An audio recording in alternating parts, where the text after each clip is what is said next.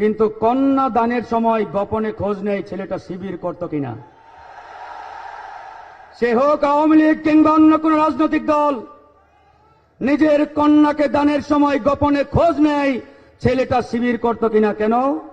কারণ শিবিরের চরিত্র ভালো। শিবির মাদক সেবন করে না, চাঁদাবাজি করে না, টেন্ডারবাজি করে না, এরা আদর্শ এবং নৈতিকতা সম্পন্ন। এই হচ্ছে শিবিরের ক্যারেক্টার বাহ্যিকভাবে। প্রিয় বন্ধুগণ, আজকে অত্যন্ত অল্প সময়ে কয়েকটি গুরুত্বপূর্ণ কথা বলতে হবে, এগুলো সবার জানাটা জরুরি।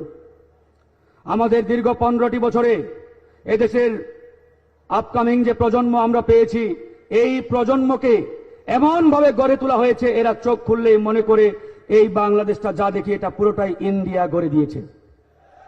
ইন্ডিয়া না হলে এই বাংলাদেশ আসতো না, এরকম একটা সাইকোলজিক্যাল সেন্টিমেন্ট আমার দেশের তরুণদের মধ্যে বিনির্মাণ করে দিয়েছে বিগত ফ্যাসিস্ট সরকার। কিন্তু আমরা বলতে চাই, 1971 সালে যে বক্তব্যটি আজকের এই বাংলাদেশে আমরা পেয়েছি সেটি সঠিক ইতিহাস নয়। বক্তব্যটি হচ্ছে ইন্ডিয়া বাংলাদেশকে সহযোগিতা করে স্বাধীন করে দিয়েছে। এটা কি সঠিক? আমি চ্যালেঞ্জ দিয়ে বলতে পারি, ইন্ডিয়া কোনোদিন বাংলাদেশের স্বাধীনতা চায় নাই। ইন্ডিয়া শুধুমাত্র 1971 সালে চেয়েছিল এই বাংলাদেশ পাকিস্তানের কাছ থেকে কাট অফ হয়ে যাক, বিচ্ছিন্ন হয়ে যাক। কিন্তু এই বাংলাদেশ পাকিস্তানের কাছ থেকে কাট অফ হয়ে ইন্ডিয়ার পেটে প্রবেশ করুক, এটাই ইন্ডিয়া চেয়েছিল। এটার মানে তো ইন্ডিপেন্ডেন্স নয়, এটার মানে তো স্বাধীনতা নয়। স্বাধীনতা মানে বিশ্ব দরবারে মাথা উঁচু করে দাঁড়ানো। স্বাধীনতা মানে চোখে চোখ রেখে বার্গেনিং করা, বিশ্ব দরবারে মাথা উঁচু করে কথা বলা, এটার মানে ইন্ডিপেন্ডেন্স। কিন্তু ইন্ডিয়া এটা চায় নাই। ইন্ডিয়া চেয়েছে বাংলাদেশ পাকিস্তান থেকে আলাদা হও আর ভারতের পেটে চলে আসো, আমাদের উপরে ডিপেন্ডেন্ট হয়ে যাও, নির্ভরশীল হয়ে যাও। এটা কিসের স্বাধীনতা? এই স্বাধীনতার মানে কি? এই প্রশ্নটি আগামীর তরুণ প্রজন্মের কাছে করতে হবে এবং তার ব্যাখ্যা সহ উত্তর তাদের দিতে হবে। তাদের মাথায় পুশ করে দিতে হবে এই উত্তরটি। অন্যথায় এই প্রজন্ম সঠিক ইতিহাস থেকে বিগত 54টি বছর যেভাবে বঞ্চিত হয়েছে, আগামীতেও তারা বঞ্চিত হতে থাকবে। বন্ধুগণ, আমরা 71-এ দেশকে স্বাধীন করেছি। কারা করেছে? দেশের মানুষ, বাংলাদেশের নাগরিকরা করেছে। কিন্তু 71 পরবর্তী আমাদের মহান মুক্তিযুদ্ধের যে প্রত্যাশিত বাংলাদেশ, সেটা আমরা পাই নাই। কারণ 71 পরবর্তী যারা ক্ষমতার চেয়ারে বসেছিল, তারা জাতির সাথে বেঈমানি করেছিল, প্রতারণা করেছিল। তাই কাঙ্ক্ষিত বাংলাদেশ বিনির্মাণ হয় নাই। 1990 সালে এসে আরেকটি বিপ্লব করতে হলো স্বৈরাচারের বিরুদ্ধে।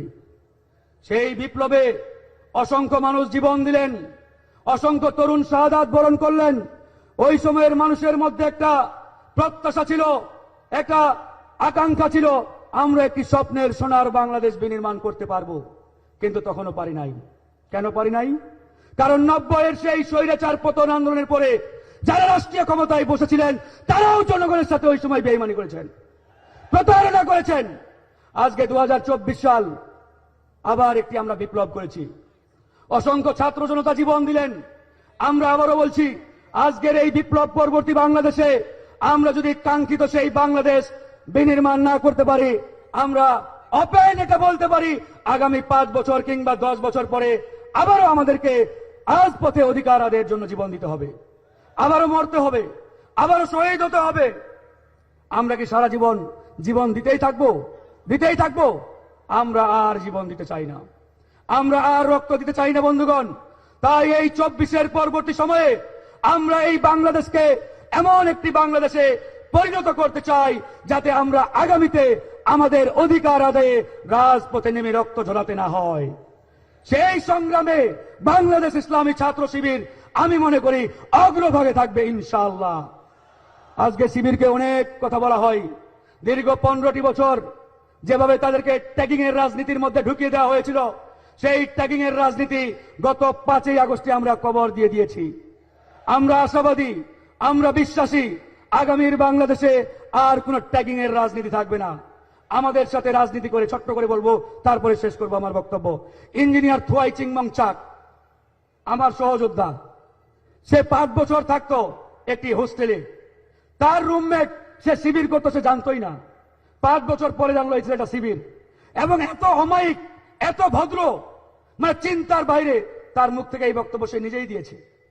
তার বক্তব্য ইতিমধ্যে পাকিস্তানের টেলিভিশনগুলো পর্যন্ত ব্যাপকভাবে প্রচার করছে।